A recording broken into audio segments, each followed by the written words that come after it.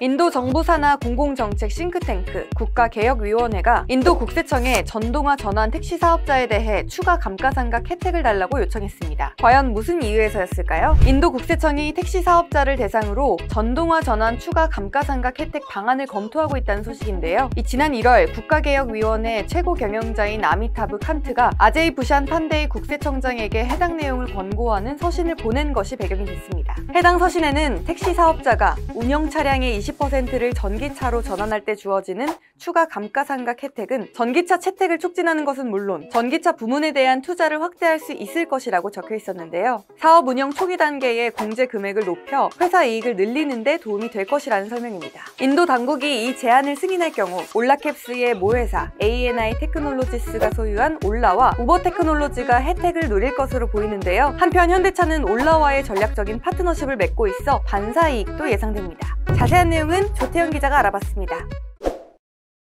최근 영상에서 중국을 대체할 만한 여러 유력 후보들에 대해서 말씀을 드린 적이 있습니다. 인도네시아나 베트남 같은 동남아 국가들을 설명을 드렸는데요. 대체할 수 있는 대표 주자를 꼽자면 역시 인도를 들 수가 있겠습니다.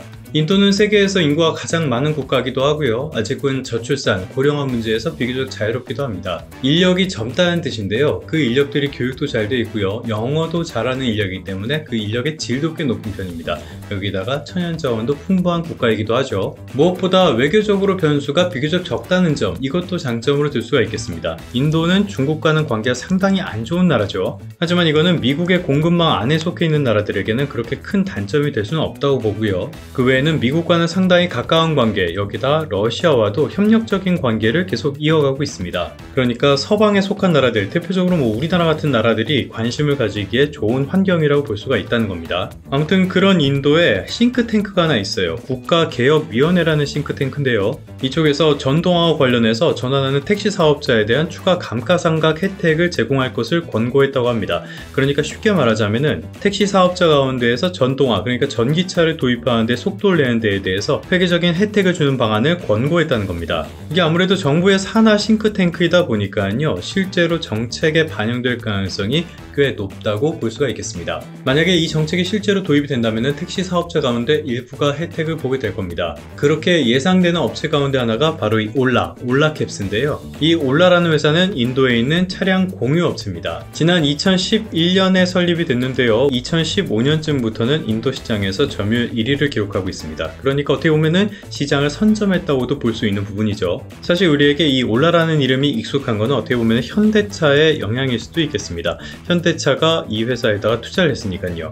2019년에 투자를 했는데요. 당시에 현대차가 2억 4천만 달러, 그리고 기아가 6천만 달러를 투자해서 합계 3억 달러를 투자했습니다. 올라로 가는 전기차 공급 역시 현대차가 담당을 하고 있어요. 그러니까 인도라는 시장의 성장성 자체를 현대차가 굉장히 높게 평가했다라고 볼 수 있는 부분입니다. 실제로 현대차에게 이 인도라는 시장은 꽤 중요한 시장이라고 할 수가 있겠습니다. 이거는 인도 자동차 딜러협회 자료 보면서 조금 더 말씀을 드리도록 할게요. 인도 시장에는 1륜차, 3륜차 이런 것들도 많이 굴러다니지만은 그거는 우리 업체랑은 관련이 없는 문제이기 때문에 승용차 시장만 보도록 하겠습니다. 올해 6월 자료인데요. 마켓 쉐어를 보면은 마루티 스즈키가 40.34%로 1위를 기록했고요. 그 다음이 현대자동차 13.5%를 기록했습니다. 1위랑 차이가 크긴 하지만요. 그리고 3위랑도 그렇게 큰 차이를 내지 못하는 압도적인 그런 상황은 아니라고 볼 수 있겠지만 그래도 현재에 있는 이런 기업들을 누르고 2위에 올랐다는 점, 이건 상당한 성과가 있다고 볼 수가 있겠고요.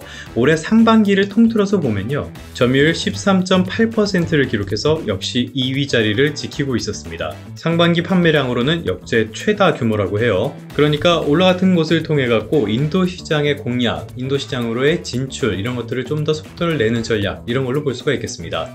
이런 측면에서는 올라가 인도 내 정책 변화의 수혜를 본다면 그건 분명히 현대차에게는 좋은 일이 될 수 있을 겁니다. 여기서 문제를 꼽자면요, 올라가 그렇게 순항하지 못하고 있다는 점을 들 수가 있겠습니다. 이 기사는 예전에 더구로에 나온 기사인데요. 뱅가드라는 곳이 있습니다. 여기는 다들 잘 아시죠? 자산 운용사입니다. 이쪽에서 올라의 기업 가치를 3분기 연속으로 하향 조정했다는 건데요. 이만큼이나 낮춰서 잡았습니다. 뭐가 문제였냐? 앞서서 말씀드린 대로 올라 쪽에서는 계속 사업 영역을 확대하고 있어요. 이런 것도 있고 이런 것도 있고 이런 거 뭐 여러 가지가 있는데 이런 사업들이 다 성과가 그렇게 좋지 않은 상황입니다.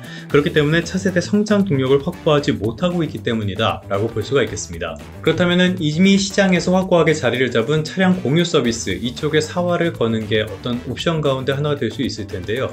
사실 지금은 공유 경제 자체가 그렇게 썩 좋지 않은 상황입니다. 막상 시장이 성숙 단계로 들어가 보니까요, 저숙련 그리고 저임금 노동자들 이런 사람들의 이득을 플랫폼이 빨아들이는 형태로 자리를 잡아가고 있습니다. 이거는 다시 말하자면 공유 경제 자체가 어떤 성장 동력을 잃어가고 있다 이런 뜻으로도 볼 수가 있겠습니다. 올라 같은 경우에만 해도 최근 들어서는 부정적인 소식들이 굉장히 많이 전해지고 있습니다. 최근에 올라캡스의 CEO가 사임을 하고요, 또 구조조정에 착수한다라는 소식이 전해지기도 했는데요. 이거는 힌두 비즈니스 라인이라는 매체에 실린 내용을 보면서 조금 더 설명을 드리도록 하겠습니다. 올라가 구글 맵에서 철수를 하고요, 자체 서비스를 이용해서 자체 시스템을 이용해서 서비스를 한다는 내용인데요. 한마디로 구글 맵을 쓰면 돈이 많이 들어가니까 이걸 쓰지 않고 이쪽으로 서비스를 제공하겠다는 뜻이죠. 비용을 절감한다는 것은 기업 경영에 있어서는 뭐 당연한 과제라고 할 수가 있겠는데요. 지금은 시점이 시점인지라 그렇게 썩 좋은 뉴스로 와닿지는 않습니다.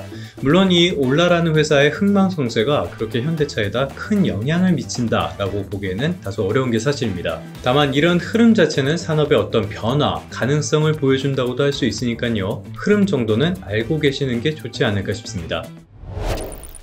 그러면 성공 투자하시고요. 다음 시간에 다시 뵙도록 하겠습니다.